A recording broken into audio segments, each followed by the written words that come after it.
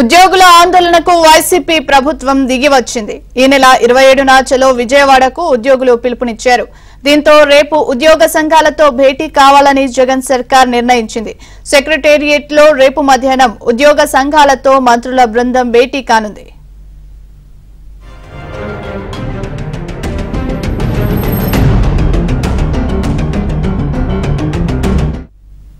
ఇక మరింత సమాచారాన్ని మా కరెస్పాండెంట్ సత్య అందిస్తారు. సత్య, చెప్పండి, ఉద్యోగ సంఘాల నాయకులతో రేపు భేటీ కానున్నారు. సో దీనికి సంబంధించి పూర్తి వివరాలేంటి?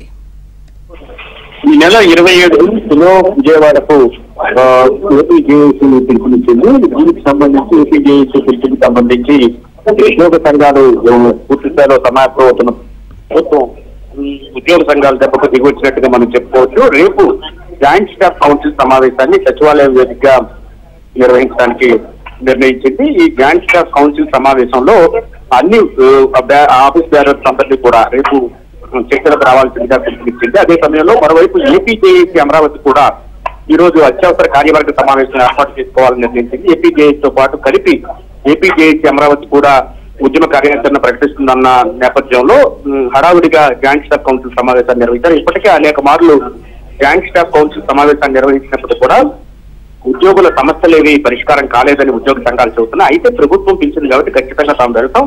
ఇదే సమయంలో ఈ నెల 27 ఏదైతే చెలో విజయవాడ పిలిపించిన నేపథ్యంలో ఉద్యోగ సంఘాలను ఏదో విధంగా ఒప్పించేందుకు ముఖ్యంగా ఐఆర్ విషయం కావచ్చు, ఇతర బెనిఫిట్స్ గతంలో ఏపీజీఎల్ఐ కావచ్చు, ఇతర బెనిఫిట్స్ విషయంలో కూడా పూర్తి స్థాయిలో ఉద్యోగులతో చర్చించేందుకు రేపు జాయింట్ స్టాఫ్ కౌన్సిల్ సమావేశం నిర్వహిస్తున్నారు. ఆ సమావేశం తర్వాతే ఉద్యోగ సంఘాలు కూడా తమ ఉద్యమ కార్యాచరణ ప్రకటించే అవకాశం ఉంది. దీంతో ఎల్లుండి ఏపీజేఏసీ అమరావతికి సంబంధించినటువంటి రాష్ట్ర కార్యవర్గ సమావేశం ఉండే అవకాశం ఉన్నట్టుగా తెలుస్తోంది. రేపు చర్చల వేలైతే మాత్రం ఖచ్చితంగా వారు కూడా ఉద్యమంలోకి వచ్చే అవకాశం ఉంది. ప్రస్తుతం అయితే ఏపీజేఏసీ చేస్తున్నటువంటి ఆందోళన నేపథ్యంలో ఈ నెల 27 చెరువు విజయవాడ పిలిపించిన నేపథ్యంలో దానికి సంబంధించి రేపు చర్చించేందుకు హఠావిడిగా జాయింట్ స్టాఫ్ కౌన్సిల్ సమావేశాన్ని జగన్ సర్కారు పెట్టిందని మనం భావించాల్సి ఉంటుంది. Right, thank you Satya.